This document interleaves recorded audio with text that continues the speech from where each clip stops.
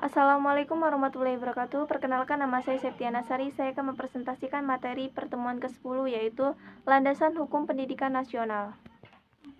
Pendidikan dalam hal ini, guru sebagai pihak yang bertanggung jawab dalam menyelenggarakan perlu memahami landasan hukum penyelenggaraan pendidikan.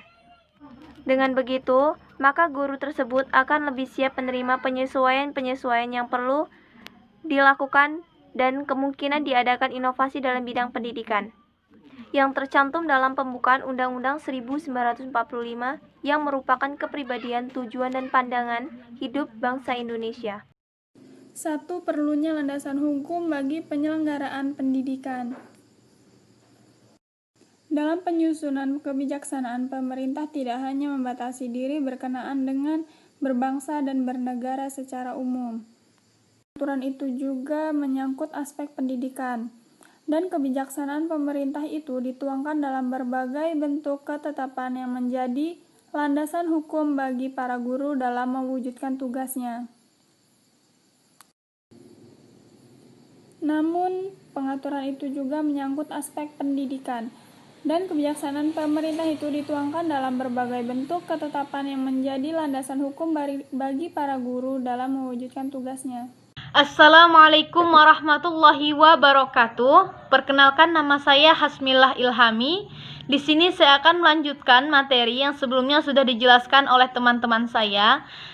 Nomor 2 yakni landasan hukum pendidikan nasional. Hubungan pendidikan nasional ini Sunal Yowe 1969.3 merumuskan pendidikan nasional adalah suatu sistem pendidikan yang melandaskan dan dijiwai oleh suatu filsafat hidup suatu bangsa dan bertujuan untuk mengabdi kepada kepentingan dan cita-cita nasional bangsa tersebut. Dengan demikian, pendidikan nasional suatu negara dilandasi oleh filsafat negara tersebut. Pendidikan nasional suatu bangsa adalah pelaksanaan pendidikan berdasarkan pada budaya bangsa demi kelangsungan kehidupan dan cita-cita bangsa dan negara, baik jangka pendek maupun jangka panjang. Pancasila sebagai pilihan nilai budaya nasional ditetapkan jadi filsafat atau ideologi negara Republik Indonesia pada tanggal 18 Agustus 1945. Ketika Undang-Undang 1945 disahkan, rumusan Pancasila adalah sebagai berikut. Yang pertama, ketuhanan yang Maha Esa, kemanusiaan yang adil dan beradab, persatuan Indonesia, kerakyatan yang dipimpin oleh hikmat kebijaksanaan dalam permusyawaratan perwakilan, keadilan sosial bagi seluruh rakyat Indonesia.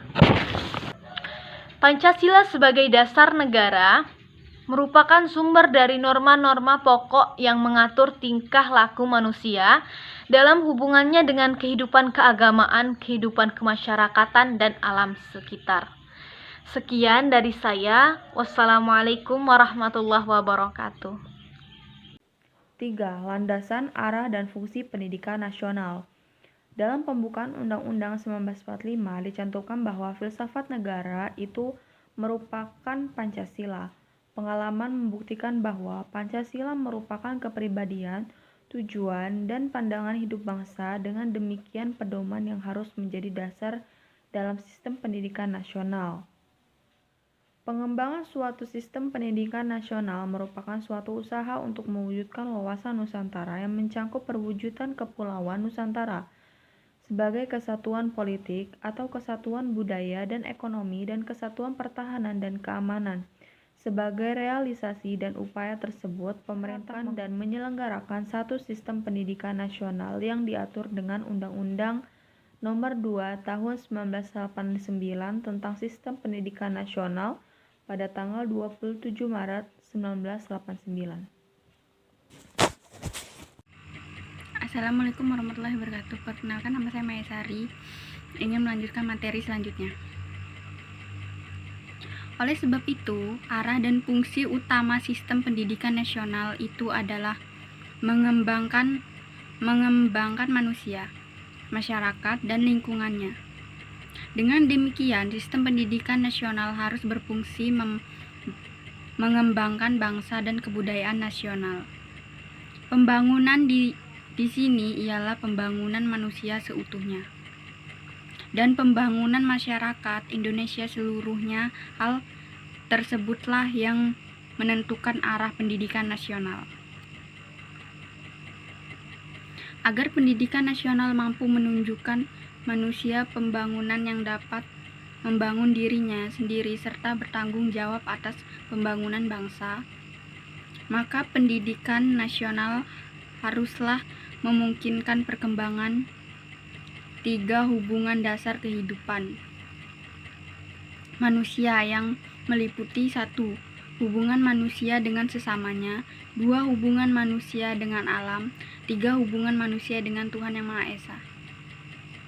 Berdasarkan pembahasan di atas, pendidikan nasional mempunyai fungsi sebagai alat yang bertujuan untuk mengembangkan pribadi, pengembangan masyarakat, pengembangan kebudayaan, dan pengembangan bangsa Indonesia untuk meningkatkan kehidupan dan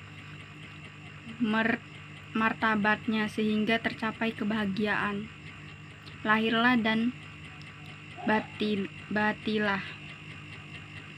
Dengan demikian, jelasnya bahwa pendidikan nasional mempunyai ideal yaitu Pancasila.